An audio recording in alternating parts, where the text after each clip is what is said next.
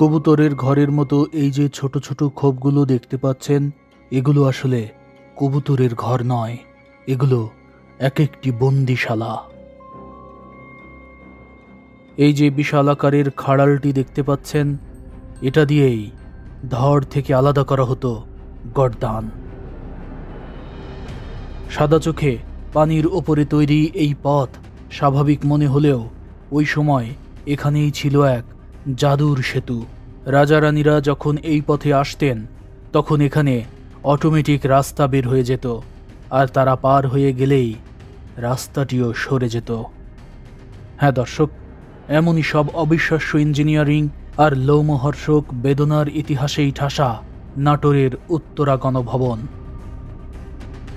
বেঙ্গল ডিসকভারির পর্দায় আজ আমি আপনাদের দেখাবো বাংলাদেশের রাজকীয় এক প্রাসাদ উত্তরা গণভবনের কোথায় কি আছে সব কিছু জানাবো, এর পেছনের ইতিহাস।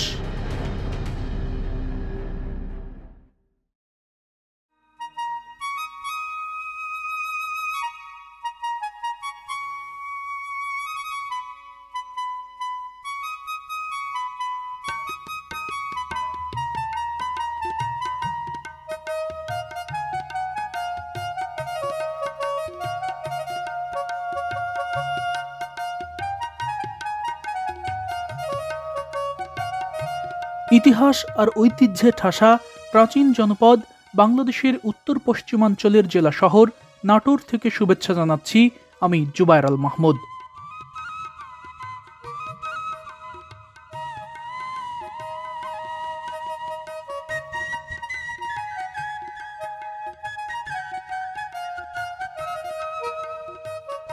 দর্শক মণ্ডলী, বাংলাদেশে যে কয়টি রাজকীয় প্রাসাদ রয়েছে সেগুলোরই একটির অবস্থান এই নাটোরে। প্রাসাদটি এতটাই আধুনিক সুযোগ সুবিধা সম্বলিত আর রাজকীয়তায় ঠাসা যে ইমারতটি আজও ব্যবহৃত হয় বাংলাদেশ সরকারের প্রধানমন্ত্রীর বাসভবন হিসেবে।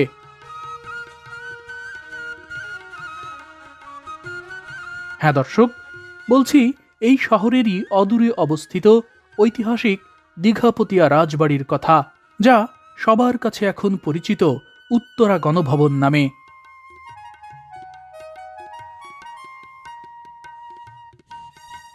নাটোর ঐতিহাসিকভাবেই অত্যন্ত সমৃদ্ধ এক জনপদ।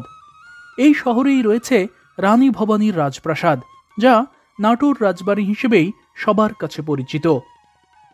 রানী ভবানীর ওই প্রাসাদ আমি অবশ্য আগের একটি পর্বেই দেখিয়েছি। রানী ভবানীর সেই রাজপ্রাসাদ থেকে উত্তরা গণভবনের দূরত্ব মাত্র 4 কিলোমিটার।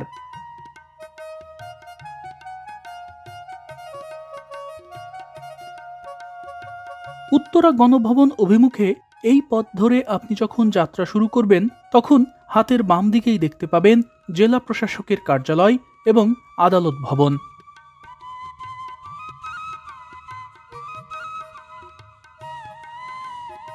এছাড়া নাটোরেই রয়েছে বাংলাদেশ টেলিভিশনের একটি উপ সম্প্রচার কেন্দ্র। এই যে বিশাল আকারের অ্যান্টেনাটি দেখতে পাচ্ছেন, এটাই আসলে বাংলাদেশ টেলিভিশনের উপ সম্প্রচার কেন্দ্র।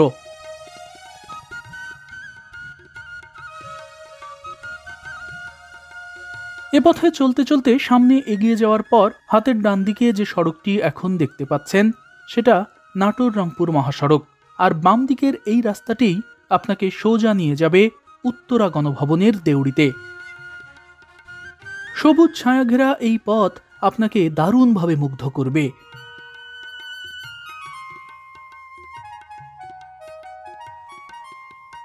এ পথে কিছু দূর এগিয়ে যাওয়ার পরই চোখে পড়বে দত্তের মতো দাঁড়িয়ে থাকা নিদারুণ কিছু পাম গাছের সারি। রাজকীয়তার প্রতীক হিসেবে দাঁড়িয়ে থাকা এই পাম গাছের সারির তল দিয়েই উকি দিতে দেখবেন ঐতিহাসিক উত্তরা গণভবনের প্রধান ফটক, যার উপরে পথ পথ করে উঠছে রক্ত দিয়ে কেনা বাংলাদেশের পতাকা।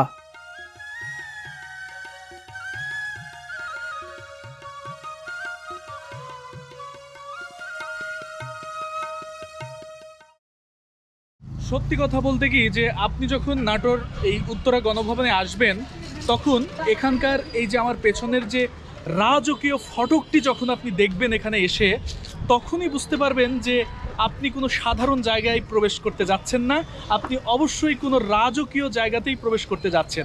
এই ফটকটির জৌলুস আজও আগের মতোই আছে, কিংবা ধরে রাখার চেষ্টা করা হয়েছে।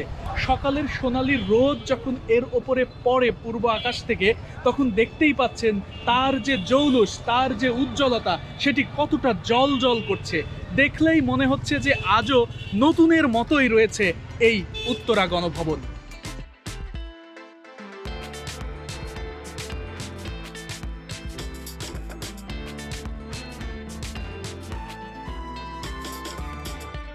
হ্যাঁ দর্শক, সকালের সোনালি রোদ যখন এখানকার এই প্রধান ফটকের উপর পড়ে, তখন রীতিমতো যেন তা জল জল করে ওঠে।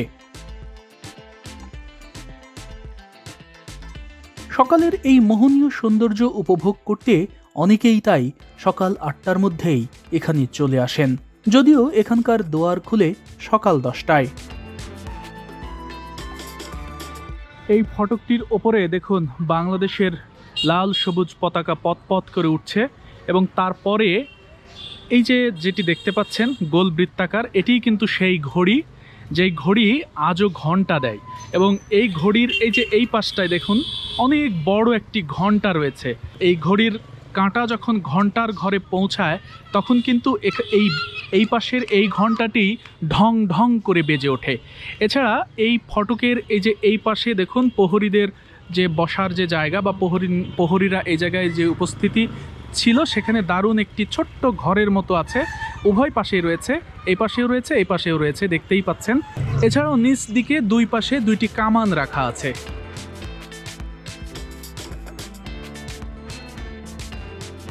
হ্যাঁ দর্শক, উত্তরা গণভবনের অন্যতম আকর্ষণ এখানকার এই প্রধান ফটকের উপরে থাকা এই রাজকীয় ঘড়ি। ওই সময় এই ঘড়িটি ইতালির ফ্লোরেন্স থেকে আনা হয়েছিল। ঘড়িটির সবচেয়ে বড় বৈশিষ্ট্য হচ্ছে এটি এই ফটকের সামনে থেকে যেমন দেখা যায়, তেমনি দেখা যায় ভেতর থেকেও। আর একবার চাবি দিলে এটি টানা 7 দিন ধরে চলে।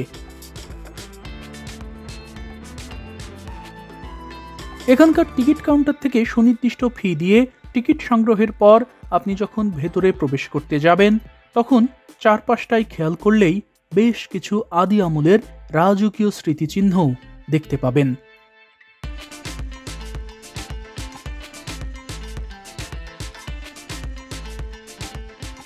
ফটকের অন্দরে এসে ঠিক ওপরের দিকে একটু খেয়াল করলেই দেখতে পাবেন ঝাড়বাতি লাগানোর বড় একটি রড আজও ঝুলে আছে।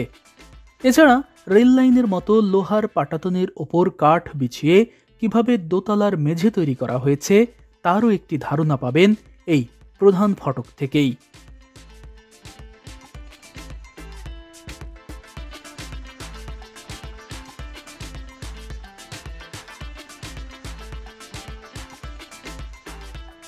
দর্শক মণ্ডলী, এই যে রাস্তাটি দেখতে পাচ্ছেন, এটাই এখানকার রাজপ্রাসাদে যাওয়ার একমাত্র পথ, যেটা পানির ওপরে তৈরি করা হয়েছে।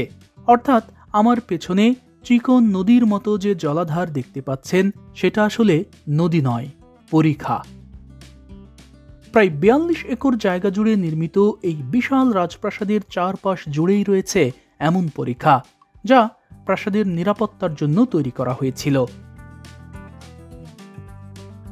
ওই সময় এই পরিখার উপর দিয়ে যাতায়াতের জন্য এখানে ভাঁজ করে রাখা যায় এমন একটি সেতু ছিল, এবং রাজা রানী বা রাজপরিবারের সদস্যরা যখন এখানকার এই রাজকীয় ফটক দিয়ে বাইরে যেতেন কিংবা ভেতরে আসতেন, তখন সেতুটি শার্ট করে বিছিয়ে দেওয়া হতো, এবং তারা চলে গেলেই আবার সেটি ভাঁজ করে গুছিয়ে রাখা হতো।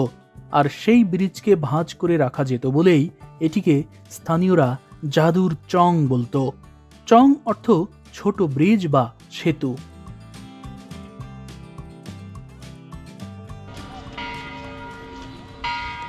দর্শক একটু খেয়াল করুন, ঘড়িটির ঘন্টা বাজছে।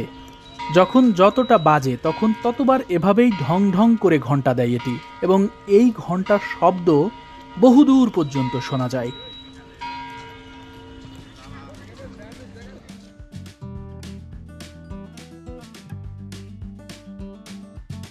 উত্তরা গণভবনের বাইরের দিকটা যেমন রাজকীয়, ভেতরটাও তেমনি মোহনীয়। চারপাশটা এমনভাবে নানা ধরনের গাছগাছালিতে পূর্ণ, যেন এটি কোনো এক সবুজ চাদরে মোড়ানো নিদারুণ প্রান্তর।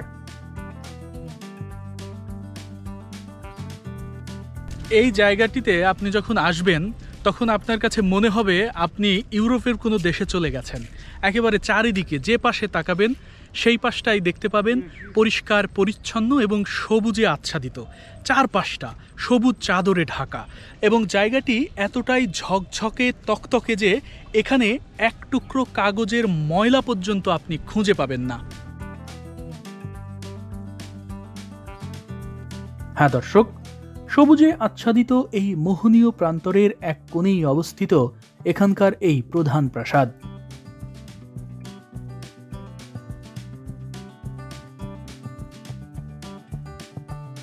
এই প্রাসাদটি যখন আপনার প্রথম চোখে পড়বে তখন এর লালচে ঝলকানি অবশ্যই আপনাকে দারুণভাবে পুলকিত করবে।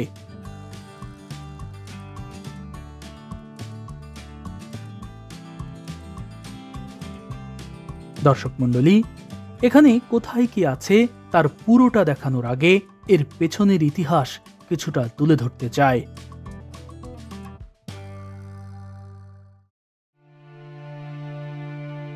মূলত উত্তরা গণভবন নামে আমরা আজ যা জানি এটি আসলে দীঘাপতিয়া রাজবাড়ি।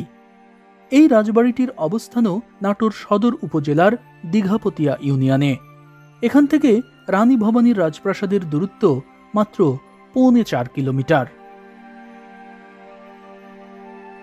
দীঘাপতিয়া রাজবাড়ি চত্বরে আপনি যখন আসবেন তখন শুরুতেই আপনার মনে যে প্রশ্ন উঁকি দেবে সেটি হলো রানী ভবানীর সাথে এই রাজপরিবারের কোনো সম্পর্ক আছে কিনা, কিংবা রানী ভবানী যেখানে নাটোর থেকে শুরু করে রাজশাহী, পাবনা, রংপুর, দিনাজপুর এমনকি পশ্চিমবঙ্গেরও একাংশ শাসন করেছেন, সেখানে তারই রাজপ্রাসাদ থেকে মাত্র 4 কিলোমিটার দূরে এই রাজার বাড়ি আসলো কোথা থেকে, কিংবা দীঘাপতিয়া রাজবাড়ির নাম উত্তরা গণভবনই বা হলো কিভাবে। হ্যাঁ দর্শক, আজকের ভিডিওতে এই সবগুলো প্রশ্নেরই উত্তর পাবেন।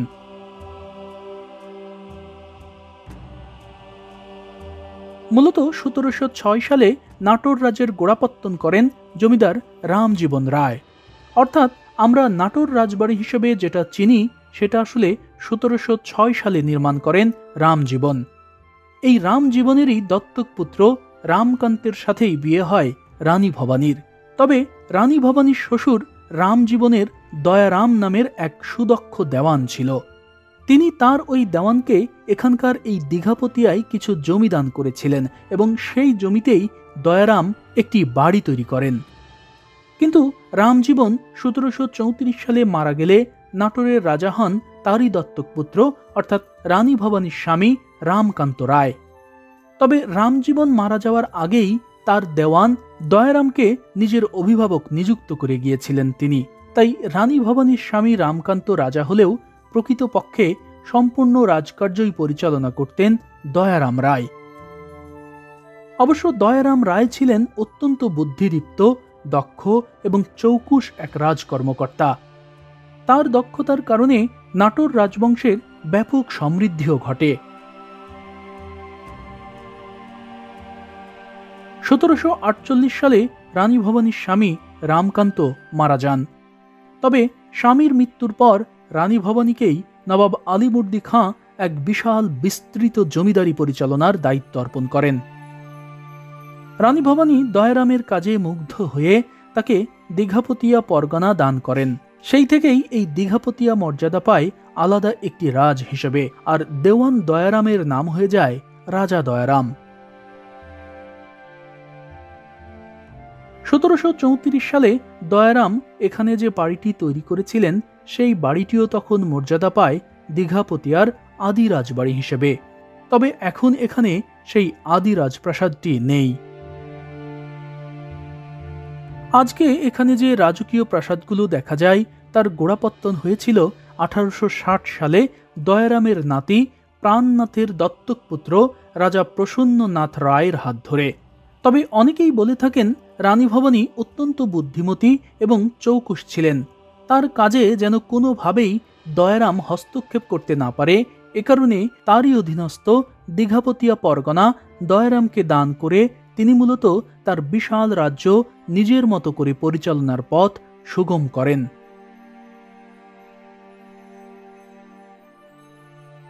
দর্শক মণ্ডলী, পর্দায় এখন যে প্রাসাদটি দেখতে পাচ্ছেন এটাই এখানকার প্রধান প্রাসাদ। এই প্রাসাদটি বাংলাদেশের প্রধানমন্ত্রীর বাসভবন হিসেবে ব্যবহৃত হয়।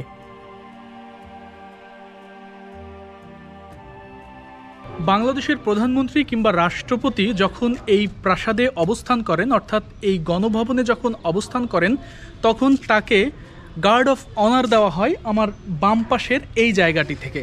এটা গার্ড অফ অনার দেওয়ার জায়গা। এখানে সরকার প্রধান কিংবা রাষ্ট্রপতি তিনি এখানে দাঁড়ান, আর সৈনিকরা এই সবুজ যে প্রান্তর দেখতে পাচ্ছেন সেখানে দাঁড়িয়ে তাকে সম্মানসূচক যে গার্ড অফ অনার সেটি প্রদান করেন। এছাড়া এই যে এই প্রাসাদের এই পাশের এই অংশে আমি একটি দারুণ জায়গা লক্ষ্য করেছি। এই জায়গাটি আমার কাছে মনে হয়েছে কাঁচ দিয়ে মোড়ানো, দেখতেই পাচ্ছেন রঙিন কাঁচ। এই জায়গাটি এতটাই সুন্দর যে আমার কাছে মনে হয়েছে এটি কোনো শীষ মহল। অর্থাৎ এর আগে আমি আপনাদের দেখিয়েছিলাম সম্রাট আকবরের শ্বশুরবাড়ি, অর্থাৎ রাজা মানসিংয়ের যে শীষ মহল, রঙিন কাঁচ দিয়ে আচ্ছাদিত যে শীষ মহল দেখিয়েছিলাম, এইটাও ঠিক ওই ধরনের রঙিন কাঁচ দিয়েই তৈরি। কিন্তু ভেতরটা কেমন সেটি না দেখার বেদনা থেকেই গেল মনের মধ্যে, কারণ এই প্রাসাদটি প্রধানমন্ত্রী বা রাষ্ট্রপতি বাংলাদেশের তাদের জন্য নির্ধারিত হওয়ার কারণে সাধারণ মানুষের প্রবেশাধিকার সংরক্ষিত।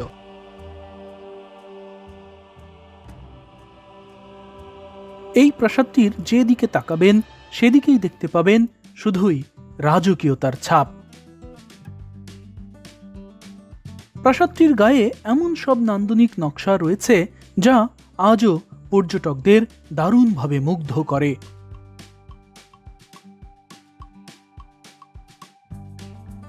ইংরেজি ই বর্ণের মতো তৈরি এই প্রাসাদটির নির্মাণ কাজ শুরু হয়েছিল 1897 সালে আর কাজ শেষ হয়েছিল 1908 সালে। এই জায়গাটি এভাবে একটু বাড়িয়ে দেওয়ার কারণেই মূলত ই বর্ণের মতো তৈরি হয়েছে। আর এই বাড়ন্ত অংশটুকু, অর্থাৎ এই যে জায়গাটিতে এই অংশে মূলত রাজা তার যে ঘোড়ার গাড়ি, সেই ঘোড়ার গাড়িতে করে এই পথে, আমি যে পথ দিয়ে এখন হাঁটছি, এই পথ দিয়ে এসেই এই পাশে ঘোড়ার গাড়ি থেকে নেমে তিনি তার মূল প্রাসাদে প্রবেশ করতেন। তবে ওই সময় এখানকার রাজা ঘোড়ার গাড়িতে উঠে বা ঘোড়ার গাড়িতে চড়ে এই পথ ধরে এখানে এসে থেমে তার রাজপ্রাসাদে প্রবেশ করলেও এখনকার রাজা বাদশাহ, অর্থাৎ বর্তমান বাংলাদেশের প্রধানমন্ত্রী কিংবা রাষ্ট্রপতি, তারা যখন এই পথ দিয়ে আসেন, তারা আসেন গাড়ি হাঁকিয়ে, এবং তার গাড়ি অর্থাৎ প্রধানমন্ত্রীবাহী গাড়ি এখানেই থামে, এবং এখানে থেমে প্রধানমন্ত্রীর যে প্রাসাদ, প্রধানমন্ত্রীর যে ভবন, গণভবন, সেটাই মূলত এটি। এবং প্রধানমন্ত্রী এখানে থেমে তার মূল প্রাসাদ, তার মূল বেডরুম সব কিছু এখানেই রয়েছে, এখানে তিনি প্রবেশ করেন।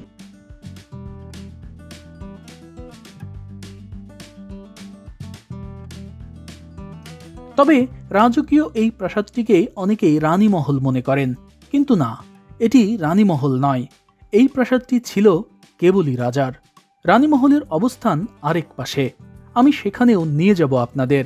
তবে এই প্রাসাদটির চারপাশে কোথায় কি আছে সেটি দেখাতে চাই সবার আগে। রাজকীয় এই প্রাসাদের সামনে দুই পাশে দুটি সেই আমলের কামান রাখা আছে। এছাড়াও পাশেই রয়েছে শ্বেত পাথরের একটি ভাস্কর্য। তবে এই মূর্তিটি কার তার বিস্তারিত কোনো তথ্য এখানে লেখা নেই। তবে এখানকারই একজন আমাকে বলেছেন যে এটি এই প্রাসাদের প্রতিষ্ঠাতা, এখানকার ষষ্ঠ রাজা প্রমোদনাথ রায়ের ভাস্কর্য।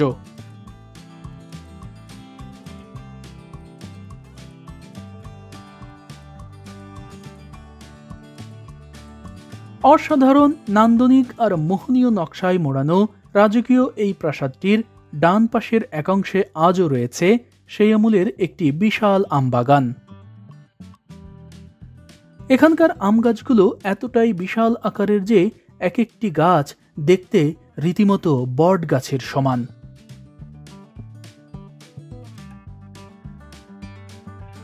দর্শক মণ্ডলী, আমি এখন যে আমবাগানের মধ্য দিয়ে যাচ্ছি, আপনাদের মনে হতে পারে যে আমি কোনো কৃষকের আমবাগানের মধ্য দিয়ে হাঁটছি। আসলে তা নয়। এই আমবাগানটি ঐতিহাসিক আমবাগান এবং এই আমবাগানটি গণভবনের মধ্যেই অবস্থিত। আমার পেছনে এই যে এই পাশটাতেই দেখতে পাচ্ছেন গণভবনের যে মূল প্যালেস। আর এই প্রাসাদটি যখন তৈরি হয়েছিল, সেই প্রাসাদটি তৈরি হওয়ার পরপরই এখানে এই ধরনের আম গাছগুলো রোপণ করা হয়েছিল। অর্থাৎ এখানে যে বিশাল আকৃতির যে এক একটি গাছ আপনারা দেখতে পাচ্ছেন, এই গাছগুলো কিন্তু আদি গাছ, অর্থাৎ ওই আমলের গাছ এখনও বেঁচে আছে এবং যত্ন করা হচ্ছে। পর্দায় এখন যে জায়গাটি দেখতে পাচ্ছেন, এটা গণভবন থেকে বের হওয়ার আলাদা একটি পথ, যার অবস্থান আমবাগানেরই পাশে। এইরকম একটি ফটক প্রাসাদের বিপরীত অংশেও রয়েছে। এই পাশের যে ফটক রয়েছে, অনেকেই এই পর্যন্ত এসে ফিরে যায়, কারণ এই পর্যন্ত আসলে আসার বা দেখার মতো তেমন কিছু নেই বলেই ফিরে যায়। কিন্তু এখানে চমকপ্রদ বেশ কিছু জিনিস রয়েছে। দেখার চোখ যদি থাকে আর মনে যদি আগ্রহ থাকে, তবেই কেবল এই জিনিসগুলো আপনারা দেখতে পারবেন। যেমন এই যে এই পাশটাতে যেটি দেখতে পাচ্ছেন, এটাই কিন্তু ওই আমলের গভীর নলকূপ। আমার ধারণা এই নলকূপ থেকে শ্যালো ইঞ্জিন অথবা মোটর যানের মাধ্যমেই পানি ওঠানো হতো, কেননা এই প্রাসাদে কিন্তু নিজস্ব বিদ্যুৎ উৎপাদন ব্যবস্থা ছিল।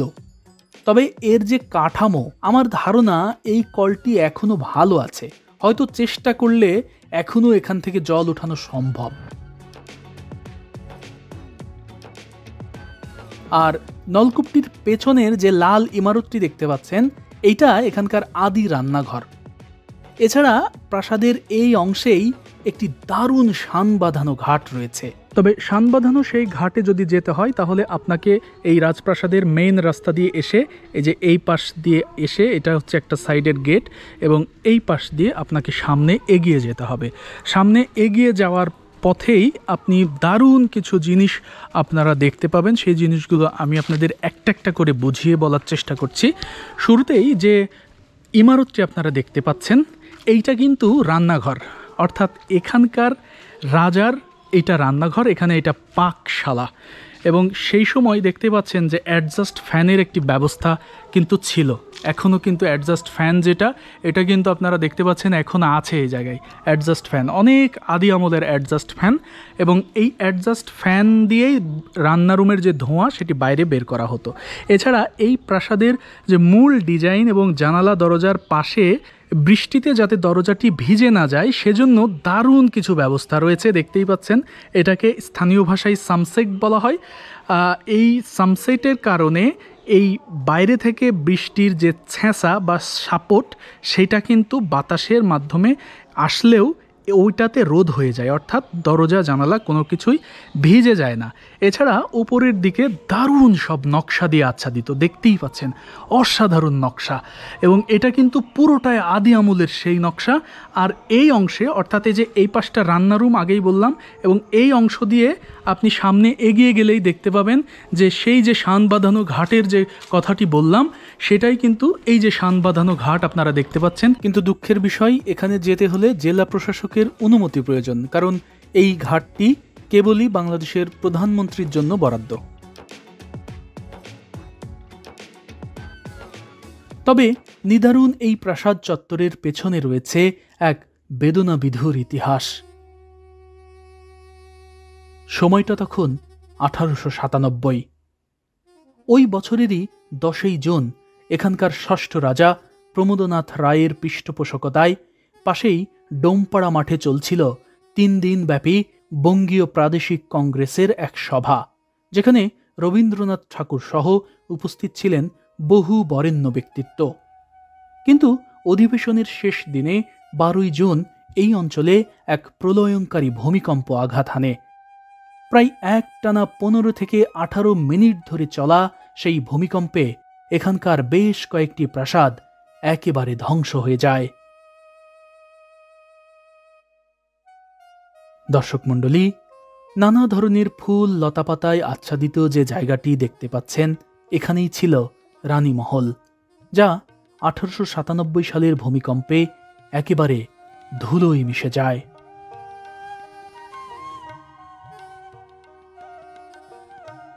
তবে রানীমহলটি ধ্বংস হয়ে গেলেও আজও অবিকল অক্ষত রয়েছে তার নান্দনিক নকশায় মোড়ানো শান বাঁধানো ঘাট।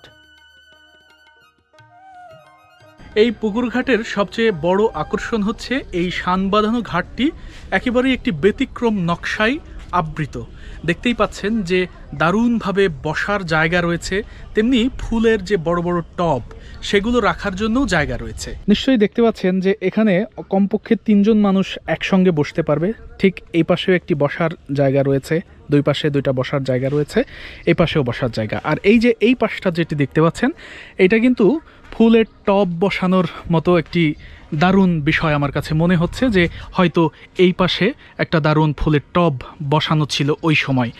আর এই পাশটাতেও একটা ফুলের টব বসানো আছে। শুধু তাই নয়, বসার জায়গা এবং ফুলের টব ছাড়াও এই পাশটায় একেবারে জলে নামার জন্য, দেখুন পুকুরে নামার জন্য দুই পাশে কিন্তু 2টা করে সিঁড়িও রয়েছে, ছোট সিঁড়ি। অর্থাৎ এই পর্যন্ত একটা পার্ট এই শানের ঘাটের, আর তারপরে এখান থেকে কিন্তু সেকেন্ড পার্ট শুরু হয়েছে। আমি পানির মধ্যে বেশ কিছু সিঁড়ি দেখতে পাচ্ছি। এছাড়া এই যে এই পাশটাতেও কিন্তু 2টা সিঁড়ি রয়েছে, ওই ধারের সিঁড়ির মতোই। দর্শক মণ্ডলী, সময়ের ব্যবধানে এই জায়গাটিতে নানা ধরনের ফুলের গাছ লাগিয়ে সজ্জিত করা হলেও একটি ভূমিকম্প কতটা মারাত্মক হতে পারে, কতটা ভয়ঙ্কর হতে পারে, এই স্থানটি যেন তারই জীবন্ত সাক্ষী।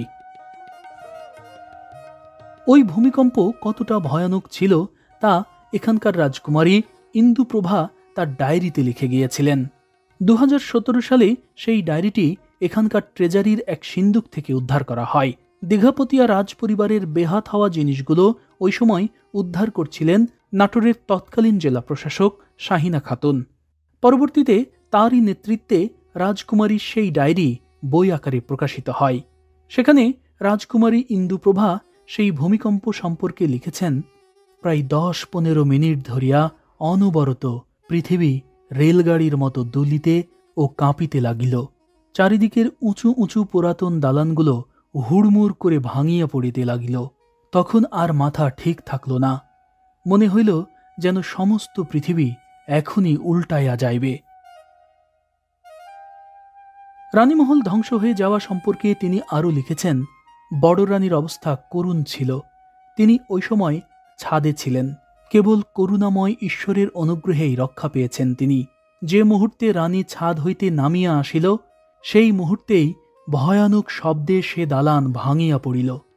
তবে ভবন চাপা পড়ে একজন চাকরানীর মৃত্যু হয়েছিল। আর বাইরের বড় দালান, মজলিস দালান এবং বড়দাদার অত সাধের সিংহ দালান একেবারে চুরমার হইয়াছিল। দর্শক মণ্ডলী, পর্দায় যে খোলা জায়গাটি দেখতে পাচ্ছেন, এটাই ছিল মজলিস দালান। এখানে বসেই রাজা আম জনতার বিচার সালিশ করতেন। অর্থাৎ এটাই ছিল এখানকার ওই সময়ের রাজা রাজকুমারী ইন্দুপ্রভার বড় ভাই রাজা প্রমোদানাথের দেওয়ানি আম। কিন্তু ভয়ানক সেই ভূমিকম্পে এখানকার ওপরের ছাদের অংশ পুরোটাই ধ্বংস হয়ে যায়। বঙ্গীয় কংগ্রেস সভা উপলক্ষে রাজপরিবারের অধিকাংশ পুরুষই ছিল সভা মাঠে।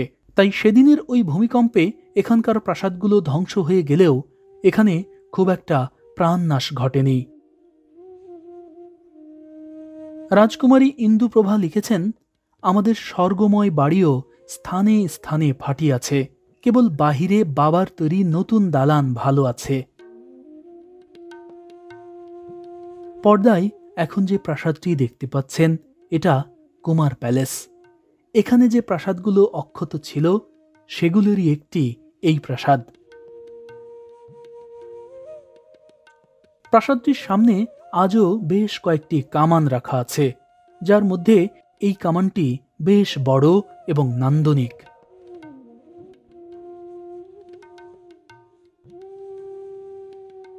তবে এখানকার এই কুমার প্যালেসের নিচতলাতেই রয়েছে ভয়ঙ্কর এক বন্দিশালা, যেখানে অপরাধীদের বন্দি করে রাখা হতো।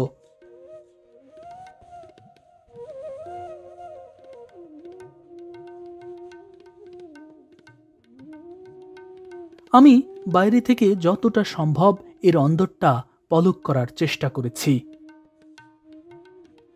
ভেতরটা খুব ভালো করে দেখার চেষ্টা করলাম, কিন্তু কিছুই যেন দেখতে পেলাম না। ভেতরে একটা বিশাল রুম এবং এই কক্ষের গাঢ় অন্ধকারে আচ্ছাদিত, ফলে খুব স্পষ্ট বোঝা যাচ্ছে না। কিছু কক্ষ সংস্কার কাজ চলছে, ফলে সেই জায়গায় প্রবেশের অনুমতি নেই। তবে এটা যেহেতু জেলখানা ছিল, তাই ভেতরের কাঠামোটা বেশ মজবুত, অর্থাৎ লোহার বড় বড় বিম দিয়ে এই ভেতরটা তৈরি করা হয়েছে, যে এই বিমগুলো এখনও আছে এবং ওই বিমের ওপরেই ভর করে দাঁড়িয়ে আছে ওপরের দোতলার অংশ। হ্যাঁ দর্শক, বিশাল আকারের এক একটি পিলার আর প্রায় অর্ধ শতাধিক মজবুত এক একটি বিমের কারণেই হয়তো সেদিনকার সেই ভূমিকম্পে রক্ষা পেয়েছিল এই প্রাসাদ। তবে এই কুমার প্যালেসের দোতলায় যাওয়ার জন্য প্রাসাদের আরেক পাশে রয়েছে একটি নান্দনিক সিঁড়ি। পর্দায় এখন যে সিঁড়িটি দেখতে পাচ্ছেন, এটাই কুমার প্যালেসের আদি সিঁড়ি, যার হাতলগুলোই আজও লেগে আছে রাজকীয়তার ছাপ।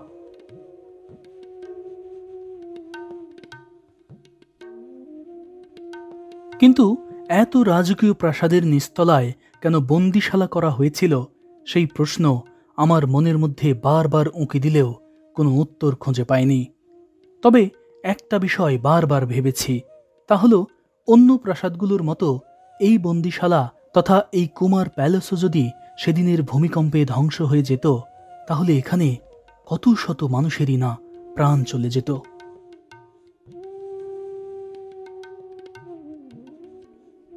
রাজকুমারী ইন্দুপ্রভা আরও লিখেছেন, এমন ভূমিকম্প আর দেখা তো দূরে থাক, কেউ কখনো শুনিও নাই। আমরা সমস্ত কিছু দেখিয়া শুনিয়া বড় রানীর টিনের ঘরে গিয়ে সকলে থাকিলাম। দর্শক মণ্ডলী, এটাই সেই রানীর ঐতিহাসিক টিনের ঘর। অবশ্য সামনের একাংশ ছাদযুক্ত দালান হলেও এর অন্দরে বিশাল আকারের একটি টিনের ঘর রয়েছে। রাজকুমারী ইন্দুপ্রভা লিখেছেন, টানা 1 মাস ধরে থেমে থেমে ভূমিকম্প চলছিল। তার ভাষায়, ভূমিকম্পও থামে না, আমাদের বাড়িতে শোয়াও হয় না। এভাবেই মাসের পর মাস চলিল, তবুও ভূমিকম্প থামিল না। আমরা সারাদিন দালানে থাকিয়া রাত্রে রানীর টিনের ঘরে গিয়া শুই।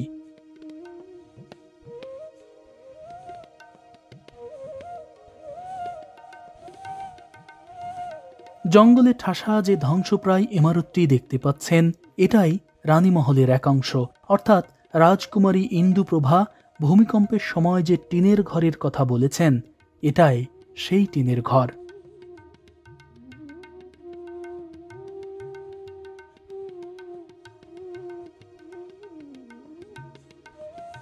এই ঐতিহাসিক টিনের ঘরের বাইরে হাতের বাম পাশে এখন যে জায়গাটি দেখতে পাচ্ছেন, এটা রাজার গাড়ি রাখার গ্যারেজ, যেখানে যান্ত্রিক গাড়ির পাশাপাশি রাখা হতো ঘোড়ার গাড়িও। তবে হাতি ঘোড়া রাখার আস্তাবলটি ধ্বংস হয়ে গেছে।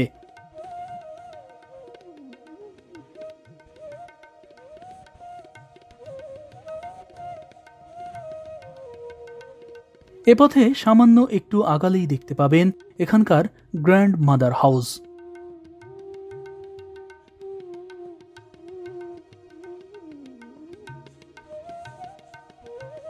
দর্শক মণ্ডলী, আমি এখন অবস্থান করছি এই উত্তরা গণভবনের গ্র্যান্ড মাদার হাউসের চত্বরে, অর্থাৎ আমার পাশে যে প্রাসাদটি দেখতে পাচ্ছেন, এটাই এখানকার গ্র্যান্ড মাদার হাউস।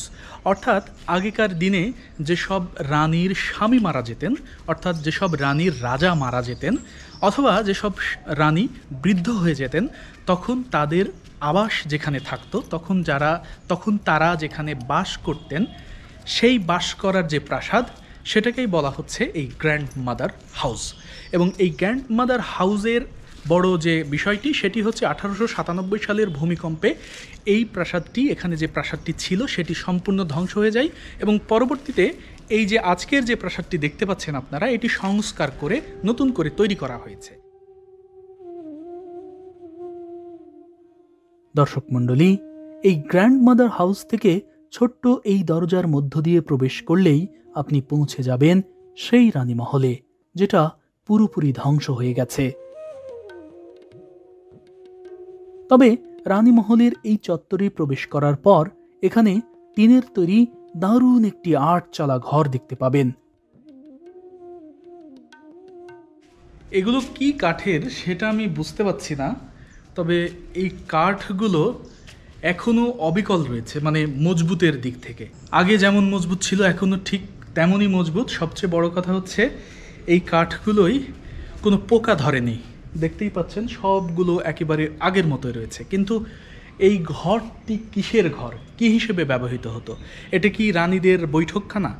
সেটি আমি বুঝতে পারছি না। তবে এই ঘরটি যে রাজকীয়ই কোনো ঘর ছিল সেটা এই যে এই পাশে দুইটা ইমারত রয়েছে দেখতেই পাচ্ছেন আমার পেছনে, এই যে এই ইমারতগুলোর দিকে যখন আমি তাকাচ্ছি তখনই বুঝতে পারছি যে এইটা কোনো রাজকীয় বিষয় ছিল, অর্থাৎ শাহী যে ভাবখানা সেটার কিন্তু সিম্বল ওই খুঁটি।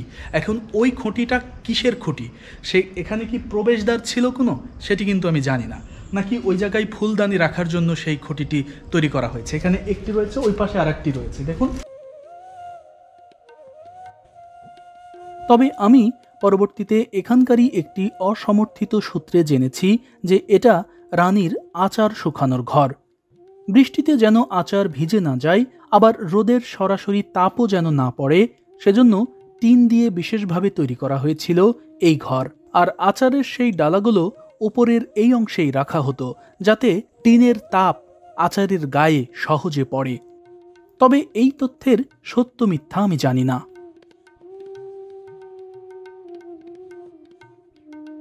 দর্শক, এখানে এই যে রানীমহলের পুকুরঘাট যেটি দেখতে পাচ্ছেন, এই পুকুরঘাটের পাশে যে রানীর যে প্রাসাদ ছিল, মানে রানীমহলের একেবারে সামনেই রানীর একটি বিশেষ ফোয়ারা ছিল।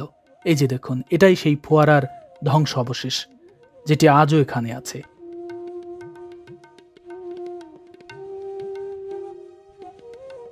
এছাড়া এখানকার এই টিনের 8 চালা ঘরের পাশে যে দালান ঘর দেখতে পাচ্ছেন সেটাই টিন দিয়ে তৈরি সেই রানীমহল যেখানে ভূমিকম্পের সময় প্রাসাদের সমস্ত রানী এবং রাজকুমারীরা রাত্রি যাপন করেছেন।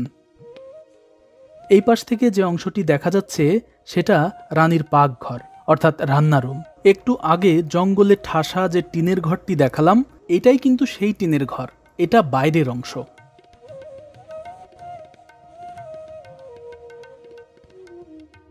এছাড়া ওই সময় রানীমহলের এই পুরো জায়গাটির আনাচে কানাচে ছেড়ে দেওয়া থাকত ময়ূর, হরিণ সহ নানা ধরনের পশু পাখি, যাদের সাথে রানীদের কাটত প্রতিটি বিকেল। রানীদের সেই স্মৃতি ধরে রাখতে এখানে স্থাপন করা হয়েছে ছোট্ট একটি চিড়িয়াখানা, যেখানে রয়েছে ময়ূর, হরিণ, আফ্রিকান টিয়া সহ নানা ধরনের পশু পাখি।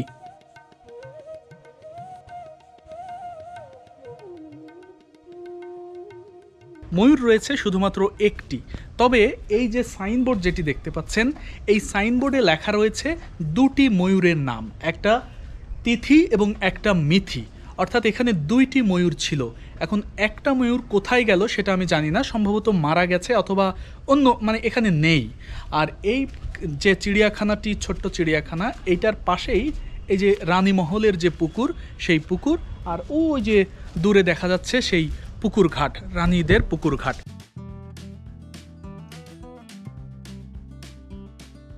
এছাড়া এখানকার সংগ্রহশালায় রয়েছে পুরনো আমলের নানান কিছু। পর্দায় এখন যে বিশাল আকারের তরবারিটি দেখতে পাচ্ছেন, এটির স্থানীয় নাম খাড়াল, যা দিয়ে ধড় থেকে আলাদা করা হতো গর্দান। এছাড়াও পাশের কক্ষে রয়েছে সেই আমলের ঘোরানো যায় এমন একটি টেবিল, টি টেবিল, ড্রেসিং টেবিল এবং নান্দনিক নকশায় মোড়ানো দারুণ একটি খাট। রয়েছে দোতলা টেবিল এবং প্রসাধনী রাখার জন্য ঘোরানো যায় এমন একটি বিশেষ টেবিল, এবং মার্বেল ও কাঠের তৈরি আলাদা ঢঙের টেবিলও রয়েছে এই সংগ্রহশালায়। রয়েছে এখানকার রাজার আদি একটি সিংহাসন, তবে এর চেয়েও বড় যে সিংহাসনটি ছিল সেটা রয়েছে ঢাকার জাতীয় জাদুঘরে। এখানে আরও রয়েছে সেই আমলের আলাদা আলাদা ডিজাইনের নিদারুণ কিছু ফুলদানি সহ নানান কিছু। দর্শক মণ্ডলী, নাটোরের দীঘাপতিয়ার ঐতিহাসিক এই রাজপ্রাসাদের প্রতিটি চত্বরই হাজারো ইতিহাসে ঠাসা। 1947 সালে ধর্মের ভিত্তিতে দেশভাগের পর এখানকার রাজ পরিবার চলে যায় কলকাতায়, আর 1950 সালে জমিদারি প্রথা বাতিল হলে বিলুপ্ত হয় রাজত্ব। এরপর থেকেই এখানকার প্রাসাদগুলো পড়ে থাকতে শুরু করে। তবে 1966 সালে এটি পূর্ব পাকিস্তানের রাজভবন এবং পরের বছর অর্থাৎ 1967 সালের 24 জুলাই এটিকে গভর্নর হাউস হিসেবে ঘোষণা করা হয়। তবে বাংলাদেশ স্বাধীন হওয়ার পর বঙ্গবন্ধু শেখ মুজিবুর রহমান 1972 সালের 9 ফেব্রুয়ারি এই রাজবাড়িতে এসে রাত্রি যাপন করেন এবং এটিকে বাংলাদেশ সরকারের প্রধানমন্ত্রীর উত্তরের বাসভবন বা উত্তরা গণভবন হিসেবে ঘোষণা দেন। অর্থাৎ বাংলাদেশের প্রধানমন্ত্রী ঢাকায় যে বাসভবনে বাস করত সেটির নাম গণভবন, আর এটি বাংলাদেশেরই উত্তর জনপদে অবস্থিত হওয়ার কারণে এই বাসভবনের নাম দেওয়া হয়েছিল উত্তরা গণভবন। মূলত এরপর থেকেই বিভিন্ন সময়ে এখানকার এই উত্তরা গণভবনে বাংলাদেশ সরকারের মন্ত্রিসভার বেশ কয়েকটি বৈঠকও অনুষ্ঠিত হয়।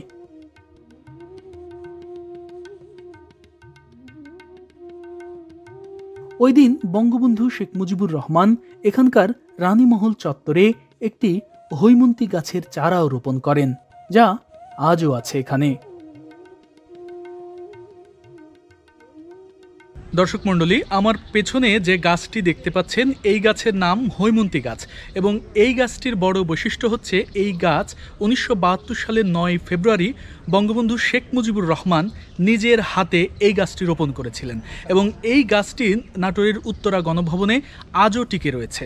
তবে গাছের এই জায়গাটিতে একটি নাম ফলক ছিল এবং সেখানে বঙ্গবন্ধুর নাম এবং হৈমন্তী গাছের নাম পরিচিতি লেখা ছিল, কিন্তু এখন এখানে সেই হৈমন্তী গাছের নেম প্লেটটি নেই, ফলে দর্শনার্থীদের কিছুটা হলেও বেগ পেতে হচ্ছে সেই কাঙ্ক্ষিত গাছটি খুঁজে পেতে। পর্দায় এখন যে চেয়ার টেবিলগুলো দেখতে পাচ্ছেন, এই টেবিলে বসেই মন্ত্রীরা বৈঠক করেছেন বাংলাদেশের প্রধানমন্ত্রীও। আর এই অসাধারণ সভাকক্ষটির অবস্থান এখানকার এই প্রধান প্রাসাদের অন্দরে। বর্তমানে প্রাসাদটি বাংলাদেশের প্রধানমন্ত্রীর কার্যালয়, মন্ত্রিপরিষদ বিভাগের তত্ত্বাবধানে এবং জেলা প্রশাসক নাটোরের মাধ্যমে পরিচালিত হয়। দর্শক মণ্ডলী, উত্তরা গণভবন কোনো সাধারণ রাজবাড়ি নয়, এটি এমন এক রাজপ্রাসাদ যার পরতে পরতে লুকিয়ে আছে হাজারো অজানা ইতিহাস।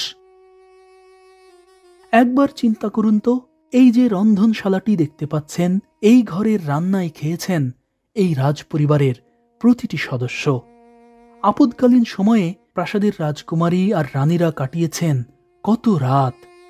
এই টিনের ঘরের সাথে কতই না সুখ দুঃখের স্মৃতি জড়িয়ে আছে তাদের। অথচ হাজারো ইতিহাসের সাক্ষী এই টিনের বাড়িটি আজ চরম অযত্নে রয়েছে। এই বাড়িটির পেছনে যে এত বড় ইতিহাস লুকিয়ে আছে তা কি এখানকার কর্তৃপক্ষ জানে না? ঐতিহাসিক জায়গাগুলোর প্রতি ইঞ্চি ধূলিকণার সাথেই যে মিশে থাকে কত শত ঘটনা, সেটা হয়তো কেউ চিন্তাই করেনি।